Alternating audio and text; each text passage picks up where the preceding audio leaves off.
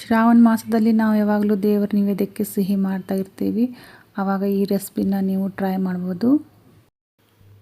ಇವತ್ತು ನಾನು ತುಂಬಾ ಡಿಫ್ರೆಂಟ್ ಆಗಿರೋ ಹಾಗೆ ತುಂಬಾ ರುಚಿಯಾಗಿರೋ ಬಾದಾಮ್ ಶಿರಾ ರೆಸಿಪಿನ ಮಾಡ್ತಾಯಿದ್ದೀನಿ. ಯಾವಾಗಲೂ ಒಂದೇ ಟೇಸ್ಟ್ ಇರೋ ಶಿರಾನ ಮಾಡೋದಕ್ಕಿಂತ ಈ ಥರ ಡಿಫ್ರೆಂಟ್ ಟೇಸ್ಟ್ ಇರೋ ಶಿರಾನ ಒಮ್ಮೆ ಟ್ರೈ ಮಾಡಿ. ಇಲ್ಲಿ ನಾನು 1 ಬೌಲ್ ಆಗುವಷ್ಟು ಬಾದಾಮಿನ ತೊಗೊಂಡಿದ್ದೀನಿ. ಈಗ ಇದನ್ನು ಬೇರೆ ಪಾತ್ರೆಯಲ್ಲಿ ಹಾಕ್ತಾಯಿದ್ದೀನಿ. ಇದಕ್ಕೆ ನೀರು ಸೇರಿಸ್ತಾ ಇದ್ದೀನಿ. ನೀರು ಬಾದಾಮಿ ಮುಳುಗುವಷ್ಟು ಹಾಕಿ ಇದರ ಮೇಲೆ ಒಂದು ಪ್ಲೇಟ್ನ ಮುಚ್ಚಿಬಿಟ್ಟು 2 ಗಂಟೆಗಳ ಕಾಲ ನೆನೆಯೋದಕ್ಕಿಡಬೇಕು. ಈಗ ಬಾದಾಮಿನ ನೆನೆಯೋದಕ್ಕಿಟ್ಟು 2 ಗಂಟೆ ಆಗಿದೆ. ನೋಡಿ, ಸಿಪ್ಪೆ ಈಸಿಯಾಗಿ ಬರ್ತಾ ಇದೆ. ಈಗ ನಾವು ತೊಗೊಂಡಿರೋ ಬಾದಾಮಿನ ಎಲ್ಲ ಸಿಪ್ಪೆ ತೆಗೆದುಬಿಟ್ಟು ತೊಗೋಬೇಕು. ನಾವು ನೀರಲ್ಲಿ 2 ಗಂಟೆ ನೆನೆಸಿರೋದ್ರಿಂದ ಸಿಪ್ಪೆ ಈಸಿಯಾಗಿ ಬಂದುಬಿಡುತ್ತೆ. ನೋಡಿ, ಈ ಥರ. ಇಲ್ಲಿ ನಾನು ಎಲ್ಲ ಬಾದಾಮಿ ಸಿಪ್ಪೆನ ತೆಗೆದುಬಿಟ್ಟು ತೊಗೊಂಡಿದ್ದೀನಿ. ಈಗ ಇದನ್ನು ರುಬ್ಕೋಬೇಕು. ಅದಕ್ಕಾಗಿ ನಾನು ಇಲ್ಲೊಂದು ಮಿಕ್ಸಿ ಜಾರ್ನ ತೊಗೊಂಡಿದ್ದೀನಿ. ಅದರಲ್ಲಿ ಎಲ್ಲ ಬಾದಾಮಿನ ಹಾಕಿದ್ದೀನಿ. ಈಗ ಇದನ್ನು ನಾವು ಪೂರ್ತಿಯಾಗಿ ನುಣ್ಣಗೆ ರುಬ್ಕೋಬೇಕು. ನೋಡಿ, ಈ ಥರ ಪೂರ್ತಿಯಾಗಿ ಹಿಟ್ಟು ಥರ ನುಣ್ಣಗೆ ರುಬ್ಕೊಂಡಿದ್ದೀನಿ. ಸ್ವಲ್ಪನೂ ತರಿಯಾಗಿಲ್ಲ. ಇಲ್ಲಿ ಗ್ಯಾಸ್ ಸ್ಟವ್ ಮೇಲೆ ನಾನು ಒಂದು ಪಾತ್ರೆನ ಇಟ್ಟಿದ್ದೀನಿ. ಅದಕ್ಕೆ ಈಗ 4 ಸ್ಪೂನ್ ಆಗುವಷ್ಟು ತುಪ್ಪನ ಹಾಕ್ತಾಯಿದ್ದೀನಿ. ಇದಕ್ಕೆ ತುಪ್ಪ ಸ್ವಲ್ಪ ಜಾಸ್ತಿನೇ ಬೇಕು, ಹಾಗಾಗಿ ಸ್ವಲ್ಪ ಜಾಸ್ತಿನೇ ತುಪ್ಪ ಹಾಕ್ಕೊಳ್ಳಿ. ಈಗ ತುಪ್ಪ ಪೂರ್ತಿಯಾಗಿ ಮೆಲ್ಟ್ ಆದ ನಂತರ ನಾನು ಇದಕ್ಕೆ ಒಂದು ಅರ್ಧ ಕಪ್ ಆಗುವಷ್ಟು ಚಿರೋಟಿ ರವೆನ ಹಾಕ್ತಾಯಿದ್ದೀನಿ. ಈಗ ರವೆನ ತುಪ್ಪದಲ್ಲಿ ಚೆನ್ನಾಗಿ ಹುರ್ಕೋಬೇಕು. ರವೆ ಹುರಿಯೋವರೆಗೂ ನಾನು ಇನ್ನೊಂದು ಗ್ಯಾಸ್ ಸ್ಟವ್ ಮೇಲೆ ನೀರನ್ನು ಕಾಯೋದಕ್ಕಿಟ್ಟಿದ್ದೀನಿ.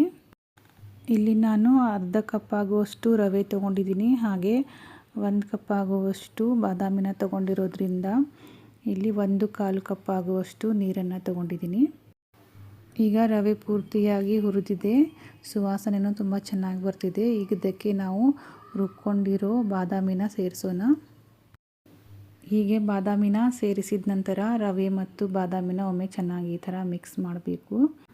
ಬಾದಾಮಿನೂ ನಾವು ಚೆನ್ನಾಗಿ ತುಪ್ಪದಲ್ಲಿ ಹುರ್ಕೋಬೇಕು. ಬಾದಾಮಿ ಪೂರ್ತಿಯಾಗಿ ಹುರಿದ ನಂತರ ಈ ಥರ ಉದುರಾಗಿ ಆಗುತ್ತೆ. ಅಲ್ಲಿವರೆಗೂ ನಾವು ಇದನ್ನು ತುಪ್ಪದಲ್ಲಿ ಚೆನ್ನಾಗಿ ಕೈ ಬಿಡದೆ ಹೀಗೆ ಹುರ್ಕೋಬೇಕು. ಇದಕ್ಕೀಗ ನಾನು ಮೊದಲಿಗೆ ಕುದಿಯೋಕ್ಕಿಟ್ಟಿದ್ನೆಲ್ಲ ಆ ನೀರನ್ನು ಹಾಕ್ತಾಯಿದ್ದೀನಿ. ನಾನಿಲ್ಲಿ 1/4 ಕಪ್ ಆಗುವಷ್ಟು ನೀರನ್ನು ಹಾಕಿದ್ದೀನಿ. ಹೀಗೆ ನೀರು ಹಾಕಿದ ನಂತರ ಇದನ್ನೊಮ್ಮೆ ಚೆನ್ನಾಗಿ ಮಿಕ್ಸ್ ಮಾಡ್ಕೋಬೇಕು. ಈಗ ಇದಕ್ಕೆ ನಾನು ಏಲಕ್ಕಿ ಪೌಡ್ರನ್ನ ಸೇರಿಸ್ತಾ ಇದ್ದೀನಿ. ಹಾಗೆಯೇ 2 ಟೀ ಸ್ಪೂನ್ ಆಗುವಷ್ಟು ತುಪ್ಪನ ಹಾಕ್ತಾಯಿದ್ದೀನಿ. ಹೀಗೆ ತುಪ್ಪ ಮತ್ತು ಏಲಕ್ಕಿ ಪೌಡರ್ ಹಾಕಿದ ನಂತರ ಒಮ್ಮೆ ಇದನ್ನು ಚೆನ್ನಾಗಿ ಮಿಕ್ಸ್ ಮಾಡ್ಕೋತಾ ಇದ್ದೀನಿ. ಹೀಗೆ ಇದನ್ನು ಕೈ ಬಿಡದೆ ಚೆನ್ನಾಗಿ ಮಿಕ್ಸ್ ಮಾಡ್ಕೋತಾನೆ ಇರಬೇಕು, ಇಲ್ಲಾಂದರೆ ಇದು ತಳ ಹಿಡಿದ್ಬಿಡುತ್ತೆ. ಈಗ ಇದಕ್ಕೆ ನಾನು 1 ಕಪ್ ಆಗುವಷ್ಟು ಸಕ್ಕರೆನ ಹಾಕ್ತಾಯಿದ್ದೀನಿ. ನಾನು ಅರ್ಧ ಕಪ್ ಆಗುವಷ್ಟು ರವೆ ತೊಗೊಂಡಿದ್ದೀನಿ, ಹಾಗಾಗಿ 1 ಕಪ್ ಆಗುವಷ್ಟು ಸಕ್ಕರೆನ ಹಾಕ್ತಾಯಿದ್ದೀನಿ. ನೀವು ನಿಮಗೆ ಯಾವ ಥರ ಸಿಹಿ ಬೇಕು ನೋಡಿ ಹೆಚ್ಚು ಕಡಿಮೆ ಮಾಡ್ಕೋಬೋದು. ಸಕ್ಕರೆ ಹಾಕಿದ ನಂತರ ಇದನ್ನು ಒಮ್ಮೆ ಚೆನ್ನಾಗಿ ಮಿಕ್ಸ್ ಮಾಡಿಕೊಂಡು ಈ ಥರ ಸಕ್ಕರೆ ಮೆಲ್ಟ್ ಆಗುವವರೆಗೂ ಇದನ್ನು ಹೀಗೆ ಬಾಡಿಸ್ಕೋಬೇಕು. ಈಗ ಬಾದಾಮ್ ಶಿರಾ ರೆಡಿ ಆಯಿತು. ನಾನು ಇದನ್ನು ಒಂದು ಬೌಲಿಗೆ ಹಾಕೋತಾ ಇದ್ದೀನಿ. ಈ ಬಾದಾಮ್ ಶಿರಾ ತುಂಬಾ ರುಚಿಯಾಗಿರುತ್ತೆ. ಯಾವಾಗಲೂ ನಾವು ಒಂದೇ ಥರ ಶಿರಾ ಮಾಡೋಕ್ಕಿಂತ ಇದರ ಒಂದು ಡಿಫ್ರೆಂಟಾಗಿ ಟೇಸ್ಟ್ ಇರೋ ಶಿರಾನ ಟ್ರೈ ಮಾಡಿ. ಮತ್ತು ಬೇರೆ ರೆಸಿಪಿಯೊಂದಿಗೆ ಭೇಟಿಯಾಗೋಣ. Thank you.